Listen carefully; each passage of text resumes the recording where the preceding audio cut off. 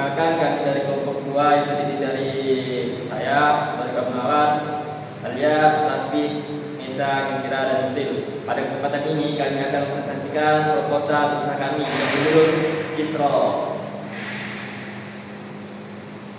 Latar belakang usaha ini berawal dari kebiasaan masyarakat, khususnya anak muda, yang gemar mengkonsumsi camilan dalam berbagai aktivitas sehari-hari. Namun, banyak camilan yang beredar memiliki harga yang cukup mahal dan kualitas yang kurang memuaskan. Oleh karena itu, kami menghadirkan Kisrol dengan sebagai camilan yang lezat, praktis, terjangkau, dan sesuai dengan selera pasar saat ini. Di usaha kami adalah menjadi camilan keju crispy yang paling disukai karena enak dan terjangkau. Adapun misi kami adalah menghasilkan Kisrol yang enak, garing, dan higienis, menawarkan harga yang terjangkau bagi semua kalangan, memberikan pelayanan yang ramah cepat kepada pelanggan. Selanjutnya saya persilakan kepada Saudara Latif sebagai produksi. Silakan Saudara Latif. Oke, untuk Torik, terima kasih atas penjelasannya. Jadi untuk usaha yang kami jalankan itu bernama Kisrol. Nah, ini tuh produk utama yang kami buat itu dari keju yang dibalut dengan kulit yang crispy dengan aneka dua varian rasa, yaitu yang ada pada gambar coklat dan tiramisu. Nah, untuk proses dilakukan itu secara online. Betul, kami juga akan mengutamakan kehigienis dan kualitas bahan utama. Baiklah, sekian laporan dari tim produksi dan saya akan kembalikan kepada Torik. Terima kasih kepada saudara dari di bagian produksi. Selanjutnya kita akan mendengarkan laporan dari pemasaran, yaitu saudari Nisa. Baiklah, di sini saya sebagai tim pemasaran. Jadi strategi pemasaran yang kita gunakan itu adalah pemasaran berbasis digital yang melalui media sosial seperti Instagram dan WhatsApp.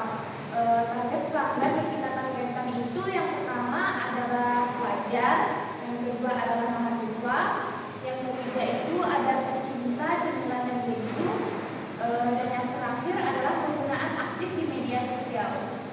Dan ada beberapa strategis pemasaran yang akan kita lakukan, yaitu yang pertama kita tuh harus membuat konten promosi berupa foto dan video produk yang menarik.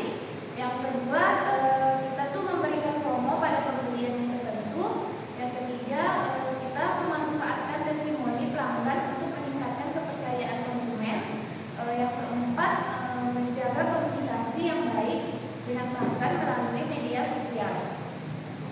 Melalui strategi ini kita tuh berharap dapat menjangkau pasar yang lebih luas dengan biaya promosi yang relatif rendah. Baiklah, sekian dari saya tim pemasaran. Selanjutnya saya kasih ke Torik. Terima kasih kepada tim pemasaran, yaitu Nisa. Selanjutnya saya serahkan kepada tim penjualan, kepada saudari Nisa. Saya silakan. Baik, terima kasih Torik. Saya dari tim penjualan akan menjelaskan bahwa sistem penjualan Kisrol kita itu akan dilakukan secara online tadi seperti yang disebutkan oleh Nesha, melalui WhatsApp, melalui Instagram, dan media yang kita gunakan.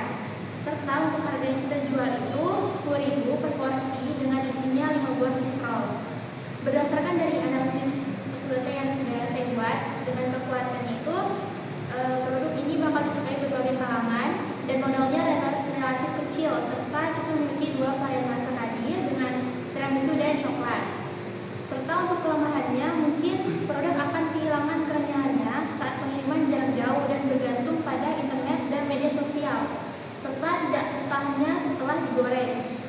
Untuk peluangnya mungkin akan berpotensi viral melalui media sosial dan tren masyarakat bakal lebih suka pesannya secara online dan berkembang melalui produk frozen food, serta banyaknya pesaing usaha sejenis, kemungkinan kenaikan harga dari bahan baku. Berdasarkan dari faktor-faktor tadi, beroptimis mungkin usaha ini akan memiliki peluang yang baik dan untuk berkembang. Selanjutnya saya akan serahkan kepada Torik lagi. Terima kasih kepada tim penjualan, saudari Sila. Selanjutnya saya serahkan kepada bendahara kita, yaitu Alia. Selanjutnya saya silakan. Baiklah, terima kasih atas kesempatan yang diberikan. Selanjutnya saya Alia selaku bendahara yang akan memaparkan perhitungan modal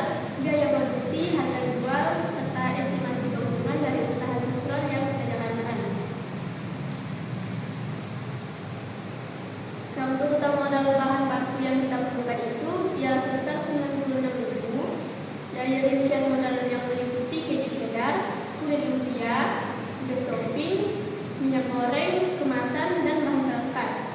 Nah, dari bahan tersebut diperoleh 50 buah cheese roll.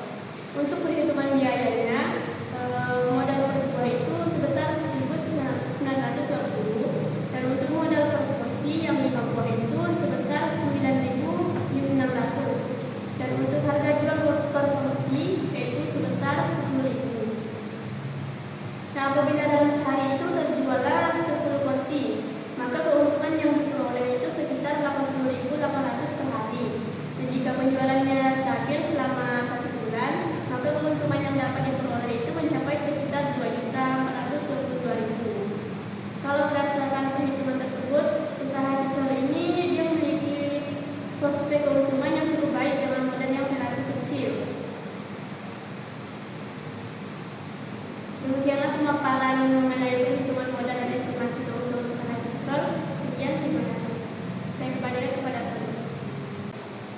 Terima kasih saudara Alia sebagai insan. Selanjutnya kita akan mendengarkan laporan dari tim dokumentasi kepada Yusuf. Saya persilakan. Terima kasih pada Bapak Topik. Saya sebagai bagian dokumentasi, kami akan mendokumentasikan seluruh kegiatan usaha mulai dari proses produksi, pemesanan, promosi hingga penjualan produk. Dokumentasi ini akan digunakan sebagai bahan evaluasi dan laporan perkembangan usaha. Sebagai penutup, dapat kami simpulkan bahwa usaha Cisrol memiliki peluang yang baik karena yang pertama yaitu modal usaha relatif kecil. Yang kedua yaitu bahan baku mudah diperoleh. Yang ketiga itu produk sesuai dengan selera pasar. Dan terakhir yaitu sistem penjualan online memudahkan jangkauan konsumen. Kami harap usaha ini dapat berkembang dan memberikan keuntungan yang berkelanjutan. Demikian